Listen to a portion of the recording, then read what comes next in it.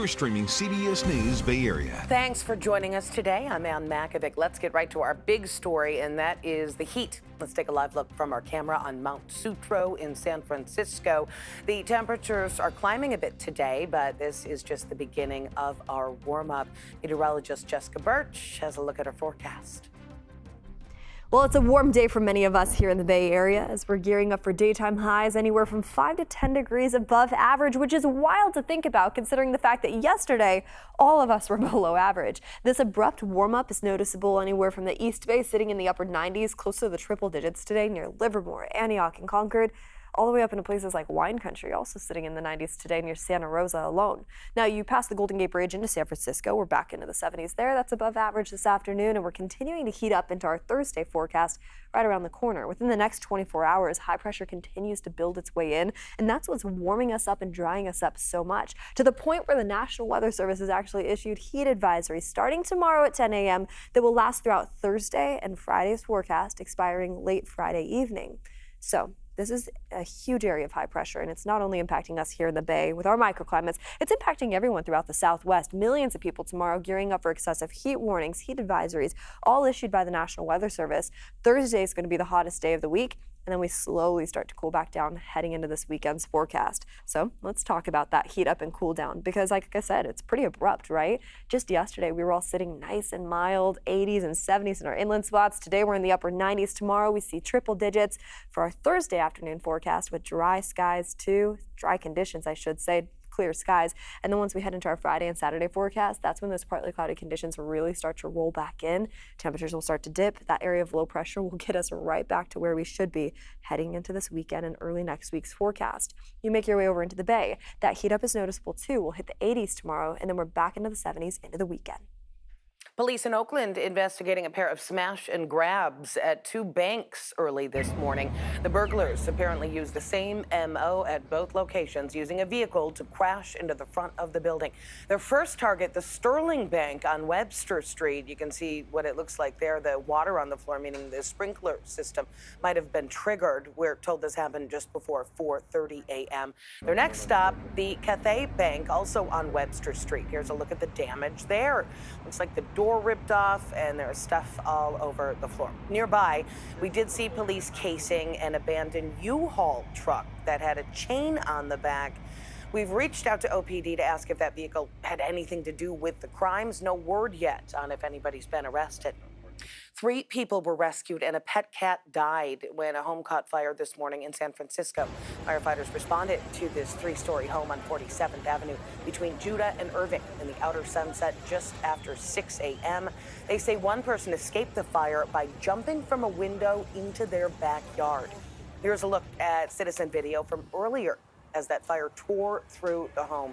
Fire officials say that fire also spread to 2 nearby buildings. The cause still under investigation. To date, lawmakers in Texas are voting on that redistricting bill to change the state's congressional maps. This is a look at that meeting in the House right now. The plan would create 5 new Republican-leaning seats ahead of next year's midterm elections. The debate and vote on the map could take several hours. Here's a look at the congressional maps right now. On the left is the current map. Most of the blue is seen in the middle of the state there. On the right, this is what the map would look like if that change is approved. Meantime, California Republicans are suing to stop Governor Newsom's plan to redraw California's congressional maps. Right now, Republicans representing 9 different congressional districts in California, but the proposal on the right could shrink that number to just 4. The districts in light blue could give Democrats 5 more seats in the House. Democratic lawmakers are working to approve a package of bills that would put the issue in front of voters in November. Thousands of Californians showed up to a hearing on the issue at the state capitol yesterday. More hearings are set to happen ahead of a deadline on Thursday. Well, for those of you who take BART, you don't need a Clipper card anymore. The transit agency's new tap and ride system allows people to pay using your mobile credit or debit cards. Our Veronica Macias asked some commuters in San Francisco what they think about the change. This morning, we're at the Powell BART station, and look at this. very convenient way that BART is now rolling out for out-of-towners, people who don't use BART every day. They don't have to hassle with getting a Clipper card, adding some value to it.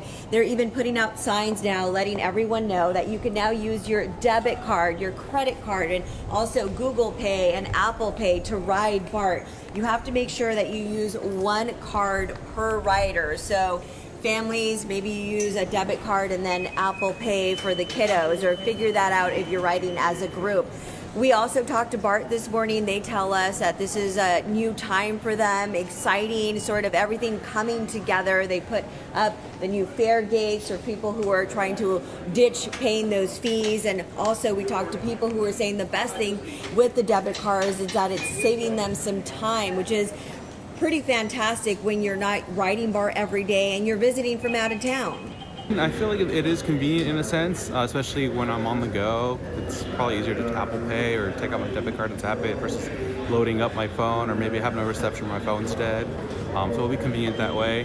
BART also telling us that they've seen an increase in ridership. In the month of June, they saw a 12% increase compared to last year. So with this new form of payment, of course, they're expecting more riders because it's easier for people. And of course, more riders means that they're able to generate more revenue and focus on things like having clean cars, also safety. Remember that when you use the card, you have to take it out of your wallet to avoid what they're calling card clash.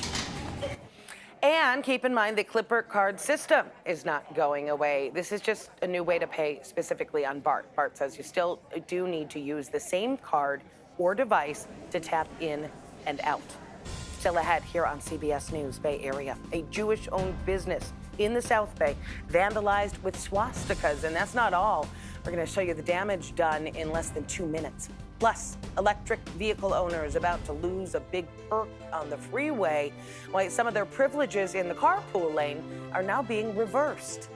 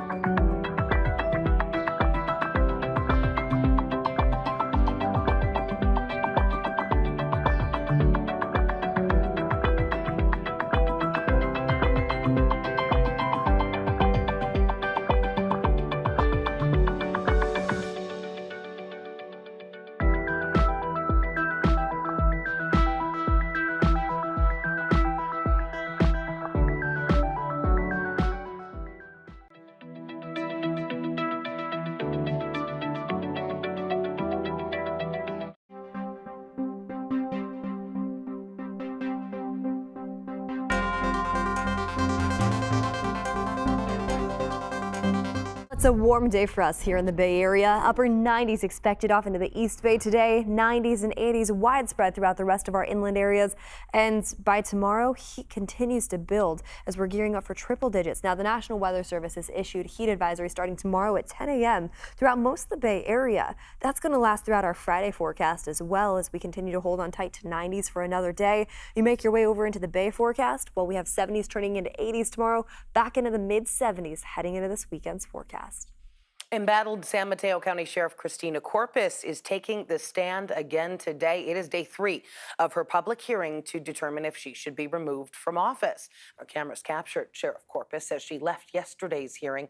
She is accused of corruption and misconduct. She's denying allegations that she used her power as sheriff to target critics and favor allies. Corpus answered questions from the county's attorneys about allegations that she retaliated against her employees. Another issue, pay raises she pushed through for top aide Victor INJ. Corpus has denied the two had a romantic relationship. It doesn't really matter if it was romantic, but the fact that he was so close to you, giving you gifts, you're having lunch all the time, and you're promoting him, you're moving him up the ladder when he doesn't necessarily deserve it, that's where I think the conflict of interest comes in. At the end of the civil hearing, a judge is going to make a recommendation to the San Mateo County Board of Supervisors about whether Corpus should stay on as sheriff. The Board of Supervisors still has the final say. A South Bay business vandalized with swastikas. Now, police in San Jose are investigating this as a hate crime. The vandals used spray paint to leave their mark at a Jewish-owned business on Phelan Avenue. The owner showed our Amanda Harry the surveillance footage.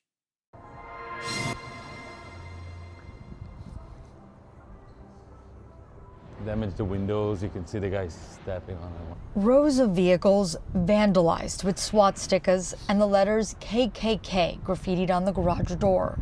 Owner of HVAC and insulation gurus, Lior Zivi, says he was disgusted to wake up to a call about something like this.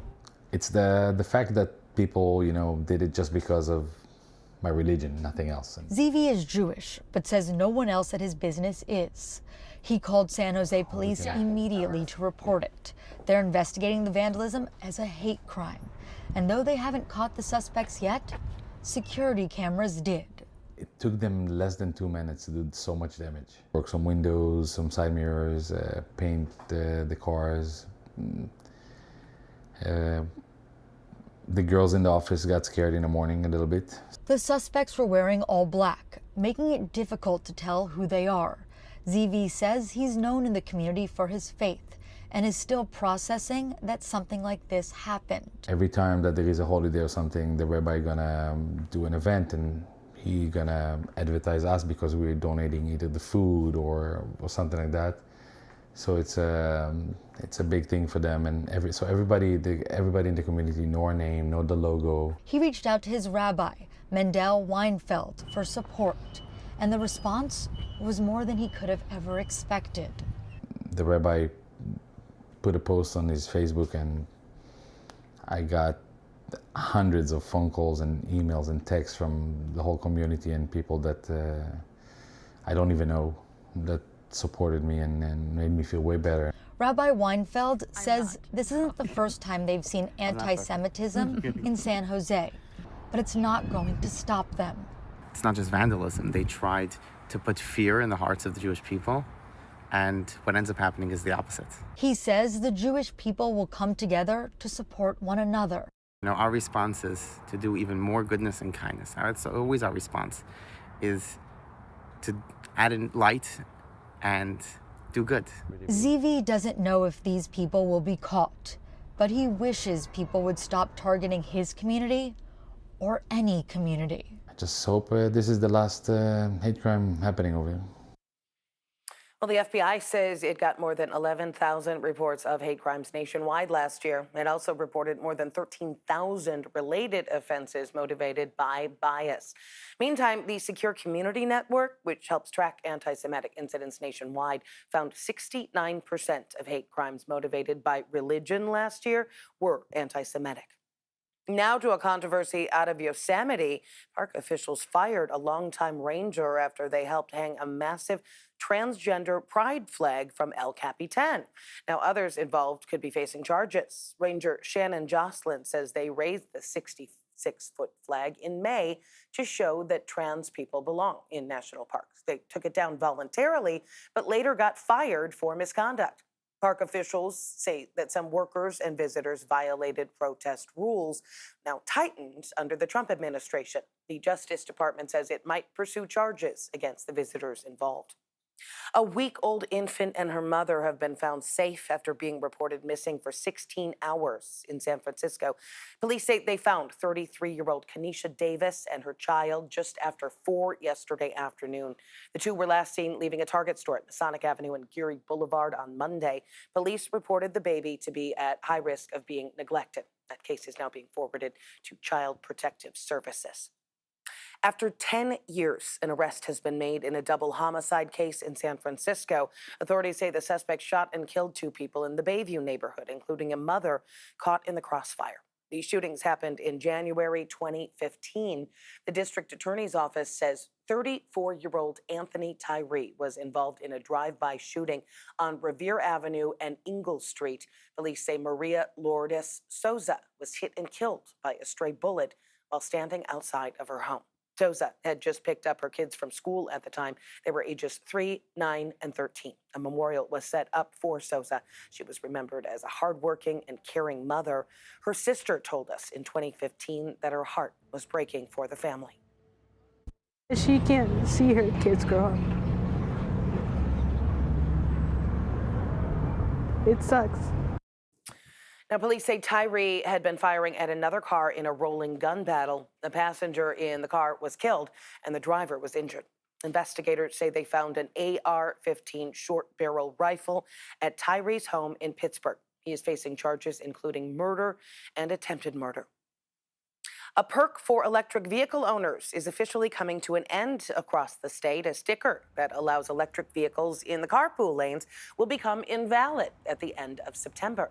Our Kara St. Cyr heard from a driver who had been taking advantage of this perk for years and now is looking toward the potential traffic impacts. I've had carpool stickers in EVs since 2011. Steve Limke's Tesla was a dream buy.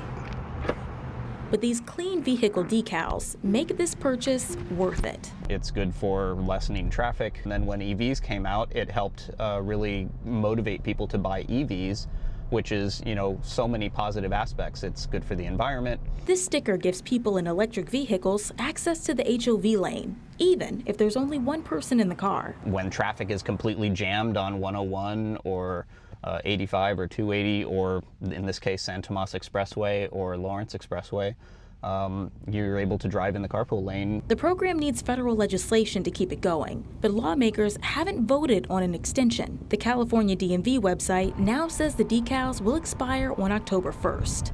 Limke is disappointed. People generally don't carpool, and all these single vehicle clean air vehicles are going to be thrust back into the other lanes because they won't be able to ride in the carpool lane. Bill McGavern, the policy director for Coalition for Clean Air, says losing the decals will affect more than just traffic. It's absolutely vital that we make the transition to zero-emission vehicles because California has the worst air pollution in the whole country, by far. The 2024 State of the Air report from the American Lung Association listed California among states with the worst air quality in the country. Car emissions were among the leading pollutants. But McGavern says there could be a silver lining. The solo driver, zero-emission cars out, then you may see a benefit in the carpool lanes are moving better, and that's better for the cars that actually are carrying 2 or more people. Drivers have until August 29th to order a decal, but time is limited to use them. There's a Chevy Bolt with carpool stickers on it. Limke says he's happy he got to use the decals for so long. It's a great incentive. He just hopes the state can find another incentive to motivate people to buy electric. Yeah, it's right over here. Last year, there were more than 400,000 vehicles on the roads with active stickers. Still ahead here on CBS News Bay Area. Changes coming to landlines for AT&T customers. Now, one East Bay woman is fighting to keep those copper lines alive. Why she calls them a literal lifeline. I absolutely need it. This is the way that I would get notification, whether it's time to evacuate or if it's just high wind.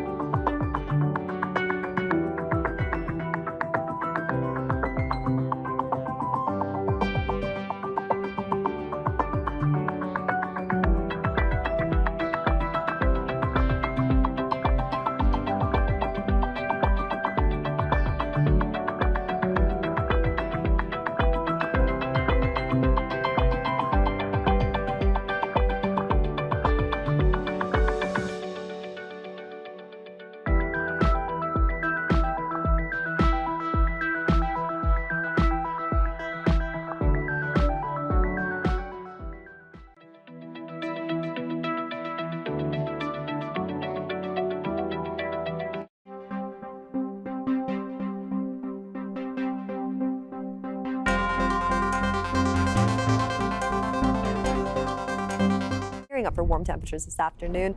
That's going to be the case again tomorrow as this area of high pressure continues to roll its way in from our inland spots. It's impacting millions. I mean, the National Weather Service has issued heat advisories for us here locally that starts tomorrow at 10 a.m. and it's going to last throughout Thursday and Friday's forecast. At the same time, that heat risk map shows moderate conditions for us here in the Bay and our inland areas, but it's showing a high risk and even very high risk for millions of people from Vegas down into Phoenix and throughout most of Southern California too. So what does that mean for us? We're getting a glimpse of it. We're just not dealing with the full force area of high pressure that's going to heat us up, that could heat us up even more, I should say. We're jumping into the 80s for our friends throughout the Bay as we head into our forecast tomorrow. And in our inland areas, if you think this afternoon is warm with those upper 90s, wait till tomorrow. We're gearing up for triple digits just for one day. And then that area of high pressure starts to move off.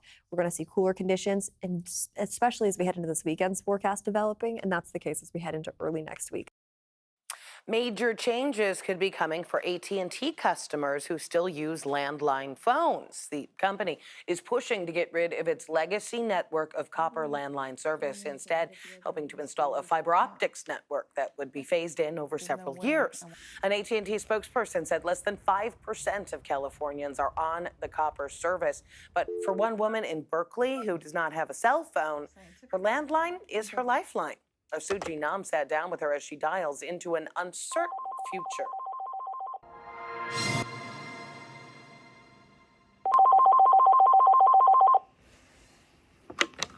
It's something as simple as making a phone call. Oh, it's great to hear from you. But to Cynthia Larson, it's so much more. This landline phone is my lifeline. I absolutely need it. This is the way that I would get notification, whether it's time to evacuate or if it's just high winds. Larson does not have a cell phone. Sometimes they do those PIPs shut off for the utilities to be fire safe in high wind situations. I rely upon my landline to find out what's going on outside of my area. She said having a beeper at her IT job years ago put her off from ever buying a cell phone. There's no way I wanted to be on call to anyone or answering anything that rings. But now her lifeline, the AT&T Copper Services landline, is in jeopardy. Legislation moving forward in Sacramento would enable AT&T to phase out this legacy network. State Assembly member Tina McKinner authored the Carriers of Last Resort bill. In the next 10, 15 years, copper will be obsolete. No one will have a home phone anymore. She ensures that residents will have other phone service options available before the switch to fiber optics. They have to have 3 other services, 2 wireless and 1 hardline service, which is a VoIP.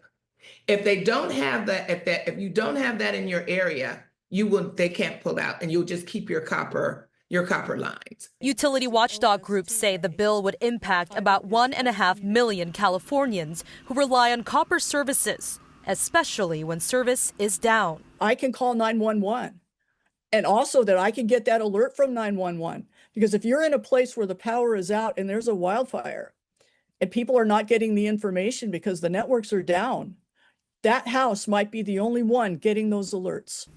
Larson is concerned, however, about the reliability of these new services in areas that have spotty connection. Sometimes my family or friends, they need to go outside on the porch to use the phone. She hopes that AT&T will answer their call to continue offering copper services to longtime customers like her. Do we really have something that's equal or better than copper landlines in these emergency situations? Larson says she has no choice but to wait and see what will happen next. The Public Utilities Commission rejected a similar proposal last year. This year, the bill is headed to the Senate Appropriations Committee. That is set to happen at the end of this month. AT&T released a statement saying that no customer will be left without voice or 911 service, and that they are committed to working with the state on a transition for reliable communication around the state. Coming up in our next half hour here on CBS News Bay Area, the seniors living in a mobile home community locked in a land battle with their city. Now they plan to purchase the property, but that plan has hit a last-minute roadblock.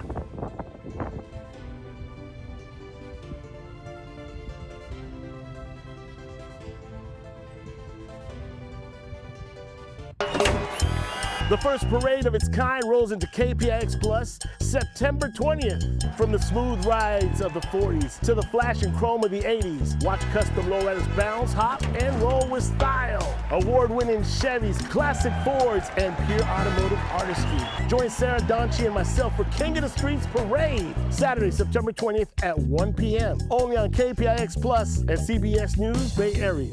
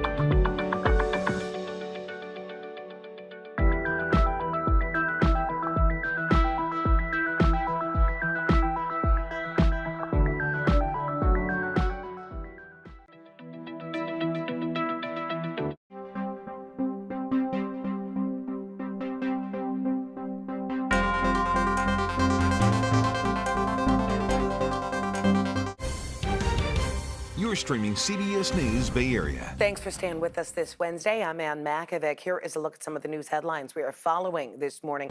Oakland police investigating a pair of smash and grabs at two banks early this morning. The burglars using a vehicle to crash into the front of both buildings. Their first target, the Sterling Bank on Webster Street. That happened just before 4:30 a.m. Then they hit the Cathay Bank, also on Webster Street. Nearby, we saw police casing this abandoned U-Haul with a chain on the back. We've reached out to OPD to see if this vehicle has anything to do with the crimes. No word yet on if anyone's been arrested. 3 people were arrested and a pet cat died when a home caught fire this morning in San Francisco. Firefighters responded to this 3-story building on 47th Avenue between Judah and Irving.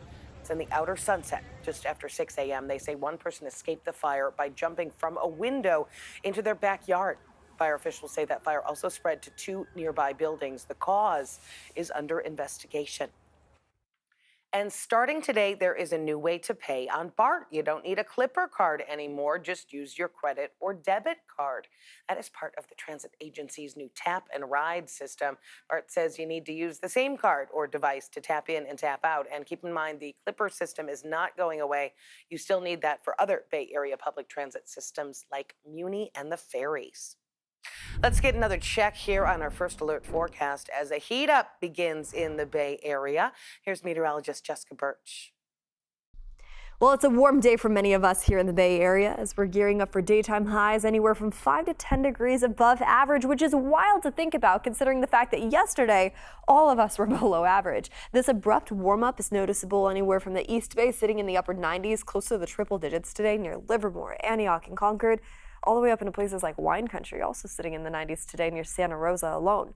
Now, you pass the Golden Gate Bridge into San Francisco. We're back into the 70s there. That's above average this afternoon, and we're continuing to heat up into our Thursday forecast right around the corner. Within the next 24 hours, high pressure continues to build its way in, and that's what's warming us up and drying us up so much, to the point where the National Weather Service has actually issued heat advisories starting tomorrow at 10 a.m. that will last throughout Thursday and Friday's forecast, expiring late Friday evening. So this is a huge area of high pressure, and it's not only impacting us here in the Bay with our microclimates, it's impacting everyone throughout the Southwest. Millions of people tomorrow gearing up for excessive heat warnings, heat advisories, all issued by the National Weather Service. Thursday is going to be the hottest day of the week, and then we slowly start to cool back down heading into this weekend's forecast. So let's talk about that heat up and cool down, because like I said, it's pretty abrupt, right? Just yesterday, we were all sitting nice and mild, 80s and 70s in our inland spots. Today, we're in the upper 90s. Tomorrow, we see triple digits for our Thursday afternoon forecast with dry skies too, dry conditions, I should say. Clear skies. And then once we head into our Friday and Saturday forecast, that's when those partly cloudy conditions really start to roll back in.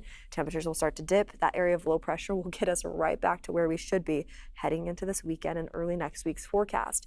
You make your way over into the Bay. That heat up is noticeable too. We'll hit the 80s tomorrow, and then we're back into the 70s into the weekend. Well, people living in a mobile home community in Marin County have hit a snag in their decades-long plan to buy their property. The Marin Valley Mobile Country Club is a mobile home park for seniors in southern Nevada, just east of 101. Our John Ramos met with some people who live there who say that they've been paying for decades to purchase the land, and it's almost paid off. But now they are locked in a battle with the city.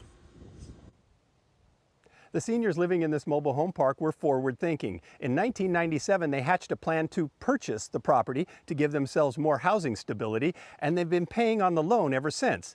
But now that it's almost all paid off, rather than becoming the owners, the city is telling them that they have to pay for it all over again.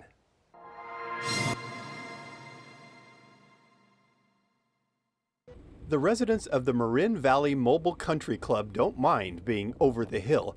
In fact, that's where they would like to stay. The 319-unit complex houses 400 elderly residents, with more than 90% being low income. And housing security, financial security, and a community is key to aging well. So they entered into an agreement to pay $17 million to buy the property. They didn't have collateral, so the city stepped up to guarantee the bank loan. The original intent was that we would own the park when it was paid off. The city has changed that tune quite a bit over the years. The city has paid nothing for this piece of property. The residents have paid for everything. Initially, our name was supposed to be on the title. Somewhere in the paperwork, it got lost and the city took title. Currently, with a little more than $1 million left to pay on the loan, the city of Novato is the legal owner of the park and considers itself to be the residents' landlord. So when the homeowners once again offered to buy the property, this time for $20 million, the city refused, demanding $26 million instead. The residents say they came to that figure by ignoring the status of the park as low-income, seniors-only housing. They basically told the appraiser, you don't have to take that in consideration when you're doing the evaluation of the park, because it may not necessarily move. It doesn't have to necessarily continue with the sale of the park. We're fighting for our lives here. And a lot of people will not be able to afford to move if the status changes. I'm vulnerable. I think most of the people here are vulnerable.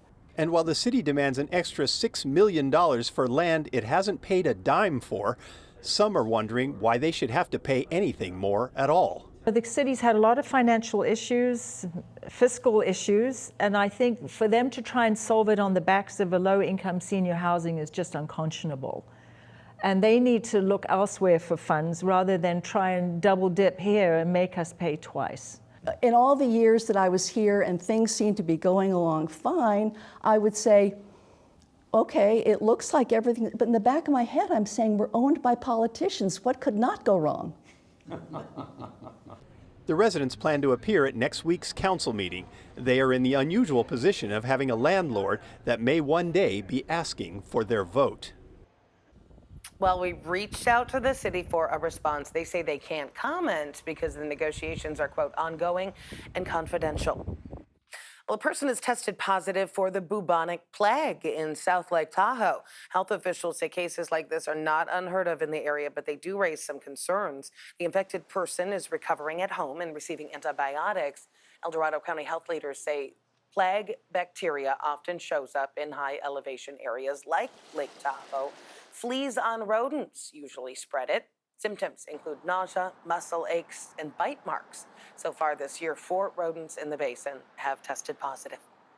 And a warning for dog owners about an illness carried by ticks. It's called anaplasmosis, and it is spreading quickly throughout the state. The disease is mainly showing up in dogs. Symptoms include fever, fatigue, and weight loss. In some cases, dogs could even have seizures. Vets say diagnosis can be difficult, so it's important to mention if your pets spend time in tick-prone areas. They also say the disease is treatable. Probably doesn't matter so much when you give the antibiotics. It just costs more, to have your dog in hospital, not feeling well, going back in and out of veterinary clinics before finally the right diagnosis is made.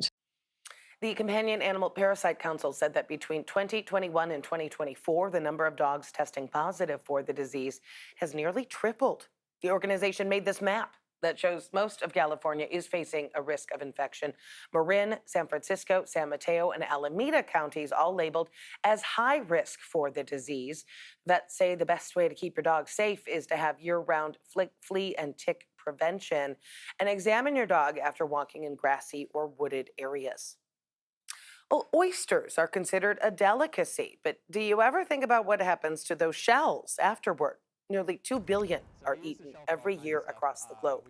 Our Max Darrow has a look at the project that collects the shells to help restore local ecosystems. You can see a little oyster there.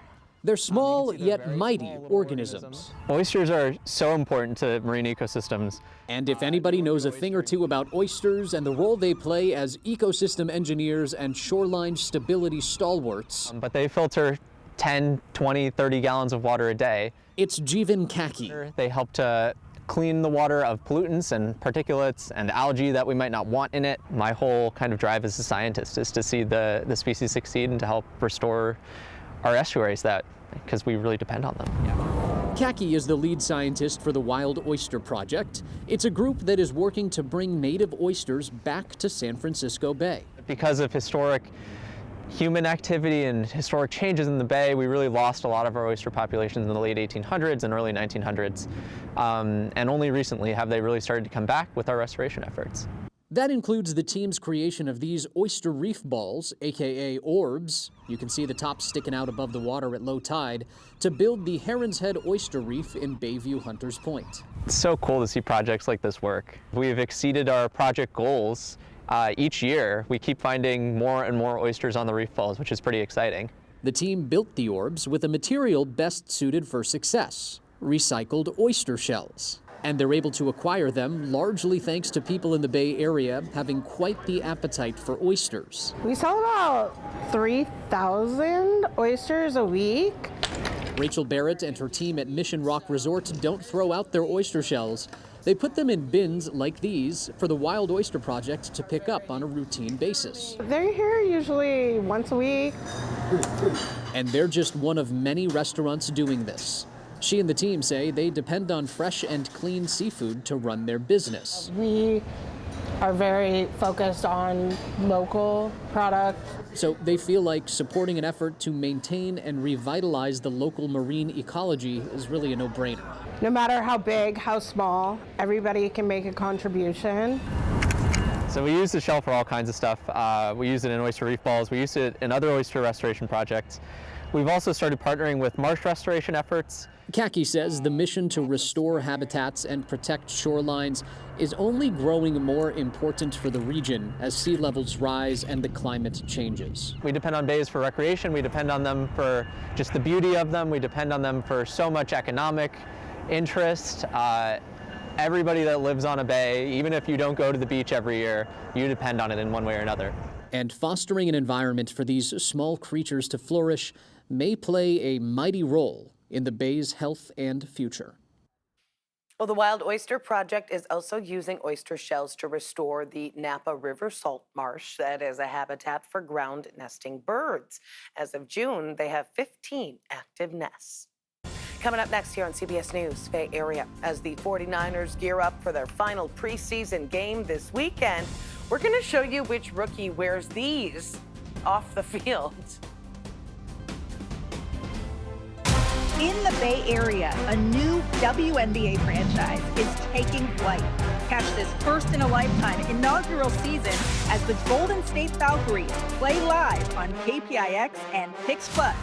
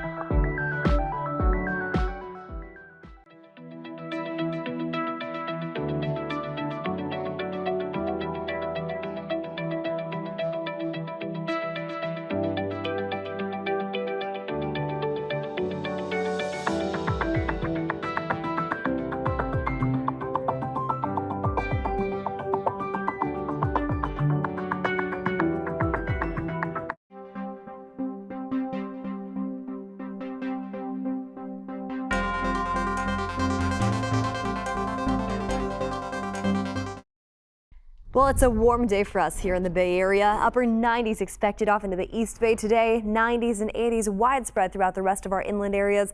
And by tomorrow, heat continues to build as we're gearing up for triple digits. Now, the National Weather Service has issued heat advisory starting tomorrow at 10 a.m. throughout most of the Bay Area. That's going to last throughout our Friday forecast as well as we continue to hold on tight to 90s for another day. You make your way over into the Bay forecast. Well, we have 70s turning into 80s tomorrow, back into the mid 70s heading into this weekend's forecast.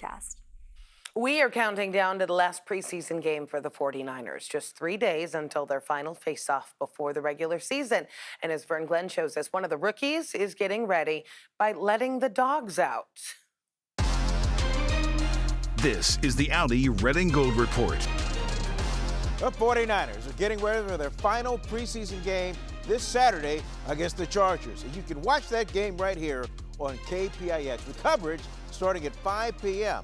But before we look ahead to that final dress rehearsal, the Red and Gold took care of business last weekend in Sin City. Strong showing for rookie linebacker Nick Martin. He led the Niners with 6 tackles in the win over the Raiders, and that included 2 tackles for loss and a sack for the former Oklahoma State Cowboy.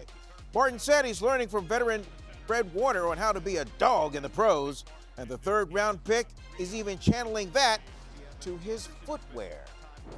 So you say you're learning from Fred how to be a dog, and I'm going to get my cameraman to tilt down as I ask you to explain those dogs on your feet. Yeah, man, they comfortable. I mean, I love expressing myself. You know, I love slippers. I love animals. You know, I mean, why not wear them? So, I mean, you could take some subliminal messages with it. I think it's just, you know, it's fashion. So, yeah. With the Red and Gold Report, I'm Vern Glenn. I'm into it. Again, the 49ers take on the Chargers this Saturday to close out their preseason. Live coverage starts at 5 o'clock on KPIX and streaming on Paramount+. The Golden State Warriors going back on the road where they are making a run for the playoffs with just 9 games left in the regular season. Last night at Chase Center against the Phoenix Mercury, Golden State ended up losing 98-91. The Valkyries are going to need to stay in the top 8 to make it to the playoffs. Right now, they're in 7th. Next game going to be at Phoenix on Friday. Oracle Park going to be hosting a different kind of pitch this weekend. Bay FC, the women's pro soccer team, going to take the field Saturday afternoon. Oracle Park has hosted soccer matches before, but this is going to be Bay FC's first match in the home of the Giants. The team has already sold tens of thousands of tickets, and it's an extra special game for Bay Area natives Joel Anderson and Carly Lima, who grew up as Giants fans. I didn't think that would ever happen, but now it's just like a dream come true. So I think when I step out on that pitch, obviously just going to take it all in. We've grown up here and going to those games and watching them on TV, so I think just playing there is just surreal. And, you know, I think we have a lot more to play for than just ourselves. The game against the Washington Spirit set to kick off at 1 p.m. on Saturday. Coming up here on CBS News Bay Area, we're going to meet an artist turning one person's trash into another's treasure. How a local recycling company is helping them create a high-end art gallery.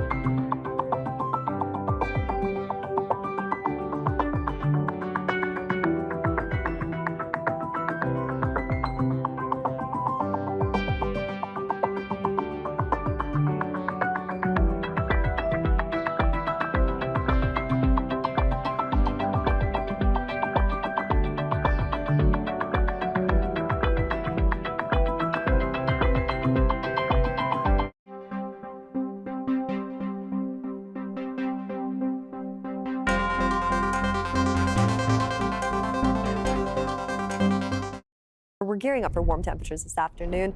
That's going to be the case again tomorrow as this area of high pressure continues to roll its way in from our inland spots. It's impacting millions. I mean, the National Weather Service has issued heat advisories for us here locally that starts tomorrow at 10 a.m. and it's going to last throughout Thursday and Friday's forecast. At the same time, that heat risk map shows moderate conditions for us here in the Bay and our inland areas, but it's showing a high risk and even very high risk for millions of people from Vegas down into Phoenix and throughout most of Southern California too. So what does that mean for us? We're getting a glimpse of it. We're just not dealing with the full force area of high pressure that's going to heat us up, that could heat us up even more, I should say. We're jumping into the 80s for our friends throughout the Bay as we head into our forecast tomorrow. And in our inland areas, if you think this afternoon is warm with those upper 90s, wait till tomorrow. We're gearing up for triple digits just for one day. And then that area of high pressure starts to move off. We're going to see cooler conditions, and especially as we head into this weekend's forecast developing. And that's the case as we head into early next week. Well, the activist who founded Pot University, Richard Lee, has died. He passed away in Houston, Texas after a battle with cancer. Lee relied on marijuana for medical purposes after he was paralyzed in an accident back in 1990. That sparked his activism in leading the California proposition that would pave the way for legally regulated cannabis use. He also opened 2 marijuana coffee shops in Oakland. Lee was only 62 years old. Meantime, some artists use paint to create masterpieces, but this artist is using trash. Our Itai Hod met up with a local trash artist in San Francisco who is turning what other people toss out into works that are anything but garbage. To most people, this is just a dump. But to Dina Cabazard, it's a full-service art supply store with a very flexible return policy. Sometimes you'll look and you're like, no, and then sometimes the unexpected car comes and you're like, oh my goodness, fantastic. A Kuwaiti-American artist, Cabazard has been mining the muck for years, looking to give old objects new spark. Is there anything here that's catching your eye? I love scrap metal. Today, she scores a bracelet, a mirror, and a string of chandelier crystals, all ready for their second act. Back in her studio, those finds turn into collages of metals, textiles, and photographs, much of it pulled straight from the dump. So now I'm kind of just playing around compositionally what it looks like. As climate concerns take center stage, repurposed art is getting more wall space and less side-eye from the art world. 2, 3. Exhibit A, the latest show from the city's garbage collector, Recology, which for 35 years has run an artist-in-residence program, now on display at Minnesota's Street Project, one of San Francisco's most renowned galleries. It seems like we're seeing more trash in the art world these days. That's a funny way of putting it. Deborah Monk runs the program. She says 99% of the materials are what is referred to as upcycled. Artists have been using trash for a long time, but maybe for different reasons because they couldn't afford it. And I think now, with all the environmental issues that we're dealing with, it is becoming more apparent. From a self-portrait made with discarded mirrors and the artist's own hair, to installations built from pool floats left high and dry, and even one of Cabazard's earlier pieces, a weathered photograph surrounded by scraps meant to reframe how we see beauty. It's really important, even for the younger generation, to see like how we can reuse things and transform them, how they can, expand our imagination. Proving that sometimes in art, the only thing worth discarding is convention.